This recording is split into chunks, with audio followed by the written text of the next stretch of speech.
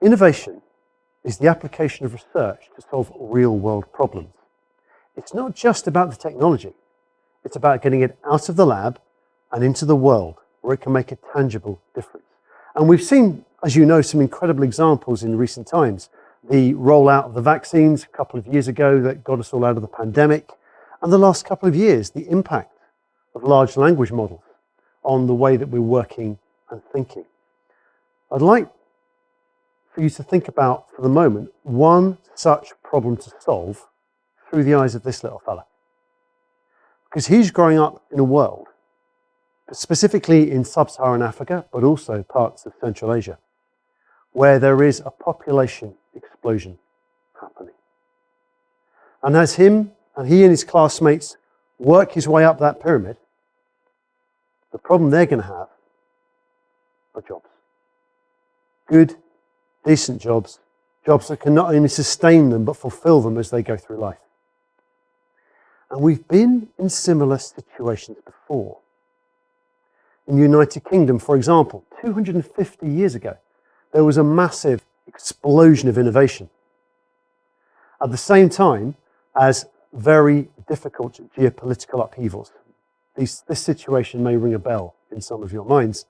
And what happened then in the UK, richest country in the world at the time, was that real wages, I should say, stagnated for 70 years. That's not something we can let happen again, because if that happens, then him and his classmates are going to grow up in a very difficult world, and one that is much more unstable than it is now. So, how are we going to do this? How are we going to get these guys jobs, and how are we going to apply innovation to getting these guys jobs? Well, the first and simple thing is that one thing you have to do is you obviously have to train them. Now that's easy. We've got organizations, we've got capabilities, we've got the schools, we've got the colleges, we've got the universities. We know how to do that. That is within our control. Slightly harder is creating the jobs in the first place. So how are we going to do that? Well, one option is always you build up the companies that you already have. There are already lots of people doing that in those companies. That is, in fact, their job. So that is sort of taken care of. You can also bring in foreign companies into different national ecosystems. But in a time of geopolitical upheaval and moving supply chains, that's not reliable. And it often means that you get the less value-added jobs. So in fact, where I'd like to focus is what you've got to do is create new companies. For example, in Kenya right now, every technology company, of which there are quite a few, every job in each of these technology companies creates 13 jobs in the wider ecosystem. They have an employment multiplier of 13. Now, for context, that is off the scale. In the United Kingdom, we're lucky if we get something like 1.4. And they're getting 13 jobs per job. Which brings us back to innovation. Because it is the technology-driven innovation companies that will create these jobs that are high value, high worth, and with that sort of great multiplier. So often when you look back across history, what you'll see is that philosophers, politicians facing this sort of problem think, well, it's about the kids. The young will take these new techniques, these new ideas, they'll create brave new worlds. And you can see in the United Kingdom, if you go around all the university campuses, we've taken this to heart. Every university campus has got its incubators, its accelerators, its enterprise hubs, and motivated, professional, skilled teams supporting students to understand innovation and understand entrepreneurship and hopefully create companies. There's one problem. These numbers come from a Russell Group University in the United Kingdom. And that 756 are the numbers of students not who created companies, but who engaged with their accelerator at that time.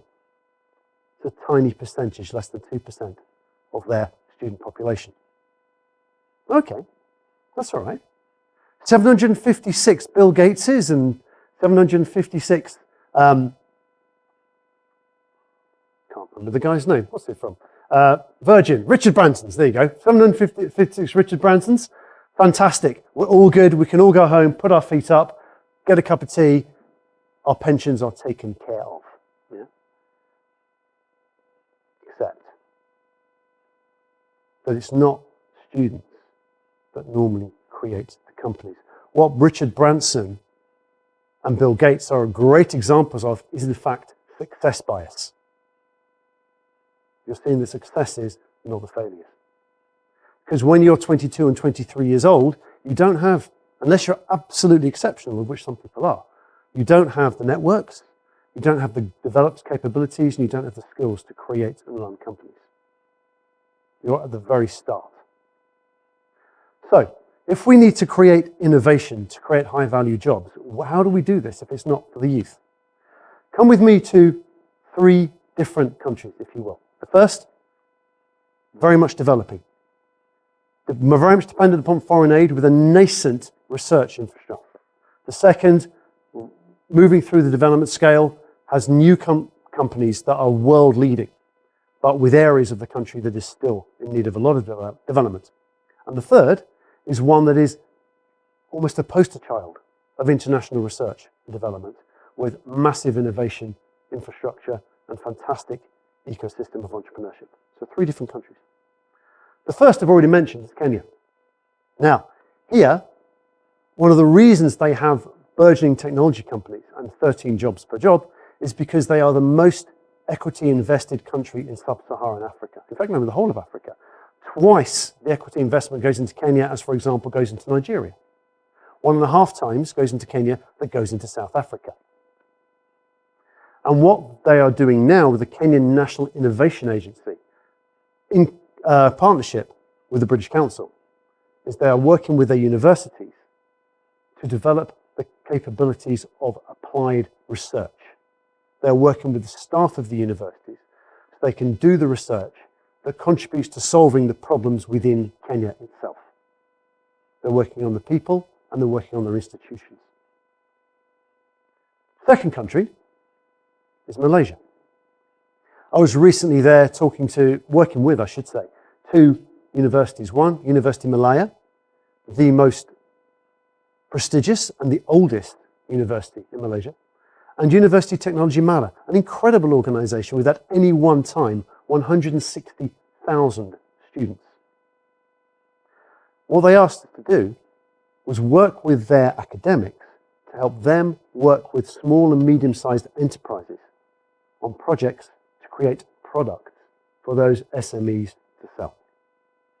Well, academics work to different timetables to people in commerce. They speak different languages, they work in different ways, world over. So we thought, well, okay, let's do this, but this might take a little bit of time. So we rolled up our sleeves and it took us 1 week. 1 week to get the SMEs and the academics together working to create projects that by the end of the week, they had projects to work on together. Now that's faster than we do it here. So what are they doing to make that so quick? Well, firstly, as here, they've structured in Malaysia their innovation efforts. So that where you can see on the left-hand side there is the different technologies they want to focus on, and on the top, the impact, the application, and the categorization of different effects they want it to have. This is from the 10x10 framework from the Academy of Science of Malaysia. They've created a structure within which they want to focus all of the country's innovation, and they know the outcome they want it to have. And at university level, for example, University of Malaya, when they're working with their academics, and an academic says, I want to do some research, they put them through training for how to apply that research to the real world. And in fact, they have to justify to the university and in grant applications the real world impact that research will have right at the start as it's designed. Third country I'm talking about is ours, where we're sitting.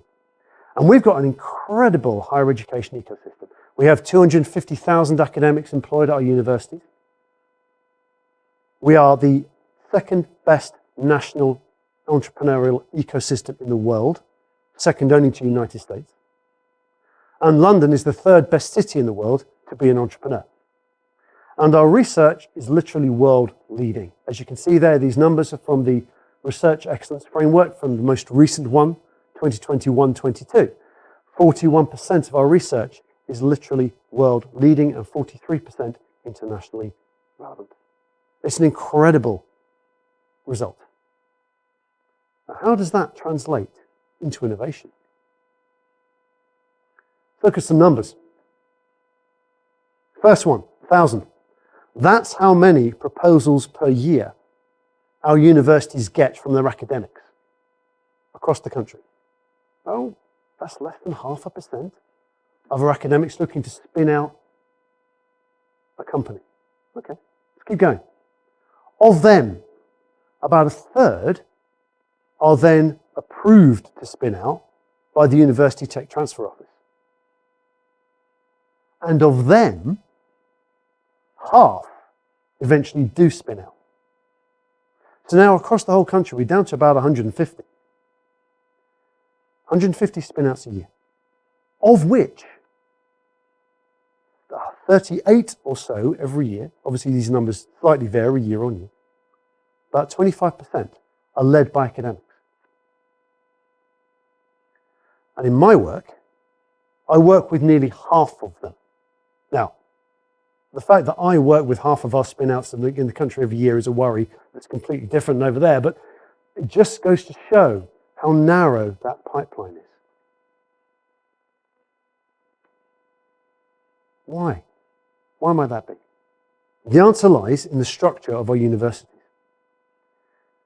Our universities are set up with pathways for academics to teach and to research. And when you're a researcher, your job is to create knowledge and then to publish it, to publicize it.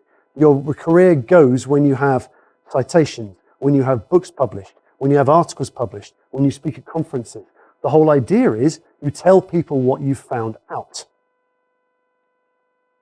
If you're an innovator, you mustn't tell people what you found out because that's your intellectual property. That, in fact, is the basis of the value of your company when you get invested in. When you're a researcher, you start with the technology because you have deep knowledge in a particular vertical. When you're an innovator, you start with the problem and try and solve that problem in a transdisciplinary way, bringing the different elements together and making those technologies work to solve the problem. So we're setting up researchers to think in one mindset and then asking them to be innovators, which is a completely different mindset, set of skills and ways of working. No wonder they find it hard. So how do we sort this out? Where do we start? Well, right now, we're starting in the wrong place. It is absolutely right and proper that we should be working on and with the students and bring their skills together. But forgive me, I don't think that's going to create the companies that we need. In the end, what we need to work is on the universities themselves, the organizations. Each and every academic needs to at least understand those innovation processes. Now, I'm not saying by any means that everybody needs to be an entrepreneur. That's absolutely inappropriate. But they at least need to understand it so that when they're working on their innovation, they know where on their research, they know where it might lead, and they can also talk to others who might want to pick that up and teach their students as well how that might be applied. We need innovation career paths through our universities, not just teaching and research, so that you're not sacrificing your career if you want to do something different and you want to make an innovation. And our technology transfer offices now have a role of negotiating for the university, and they sit right at the end of that innovation pipeline. What we need are organizations that have support all the way through and all the way back to the very start of when people start to design their research. Right now, when I talk to the innovators that I know coming through my hands, they talk about their relationship and negotiations with the technology transfer offices as traumatic. The outcome that we want. All students, obviously, we still want them to experience this. 756 students being having a contact with their accelerator? Well, to do that, we need this teaching that they experience as they go through their standard path through university to include that innovation. It's good for them to hear it. But unless you have it on the default path, they're not going to come across it. You can't rely on extracurricular activities to do that. With the academics, they need to have support on their applied research all the way back to when they design it, so that we get spin out companies and healthy ecosystems that can develop new companies that are technology-based, innovation-based, and can create the jobs that we need. The lessons from Kenya and from Malaysia are that you've got to do that, you've got to work on your institutions and you've got to work on your staff to give them the skills and the support to make it happen. So that this little fella, but not only him and his classmates, but everybody around the world, including here, has the high-value jobs and the high-value companies to move into when they grow up. Thank you.